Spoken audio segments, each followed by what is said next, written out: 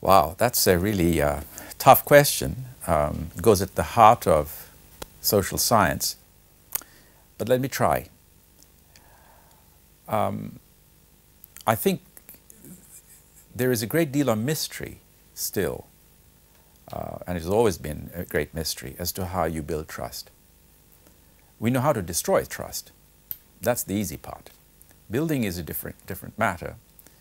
And I don't believe we understand human psychology well enough to know how trust is built up, even though we live our lives full of trust and in part full of distrust against people.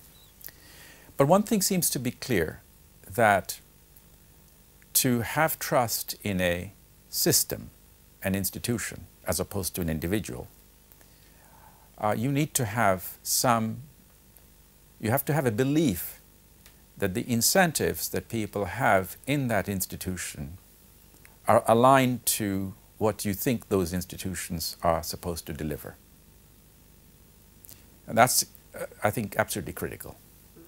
So if you expect an institution like a public corporation or a private company to deliver certain types of performance, then you will trust it, or you'll have confidence, maybe confidence is the better word, in that institution if you know that the norms of behavior, rules governing behavior, and also the laws pertaining to that behavior encourage the taking of actions in that company which are most likely to deliver the services that you expect. Now, I think it's that which has broken down. It may be that citizens in the West, in the United States, United Kingdom, were disinterested in the reward system for managers of funds, CEOs of companies. But it seems to me that the heart of the matter has been that the wrong incentives were in place. But that's now been talked about. So let me give you one class of examples. In the old days, in agriculture, very often, agricultural laborers were paid on a piece rate basis. So what they took away at the end of the day, in terms of wages, were based on how much they produced. They were not paid on an hourly basis. That's why it's called a piece rate. So the question is why? Well, one reason was that in plantations, for example, you couldn't actually observe how hard a worker was working.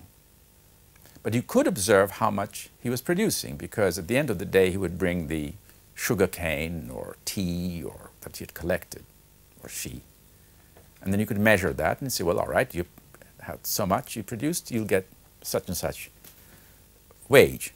And of course, you knew in advance what your wage was going to be as a proportion, let us say, of the amount that you produced. So it was performance-related payment. Now, one reason you don't see that very much in agriculture anymore is that agriculture has become very mechanized. So it's machines which dictate how much of land is being plowed, how much of corn is being harvested, and so forth. So the human side of it is being now controlled by the pace of the machine. So you don't really need to pay a laborer by the amount that he produces. You can pay him by, or her, by time.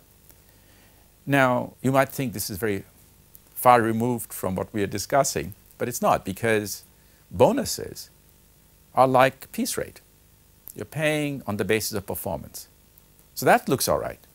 The problem is that in say, the financial market, performance is not just 1 year's performance. The actions you take, the investments that the risks you take, spread over next year, the following year, and so forth. So now the bonuses that are currently being paid or have been paid were based on a very truncated notion of what performance means. It's 1 year's performance.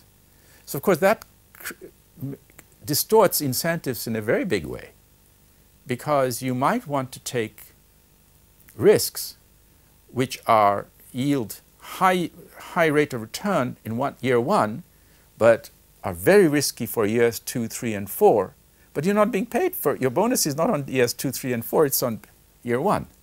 So it distorts the kind of risks that managers are encouraged to take. But investors don't know that.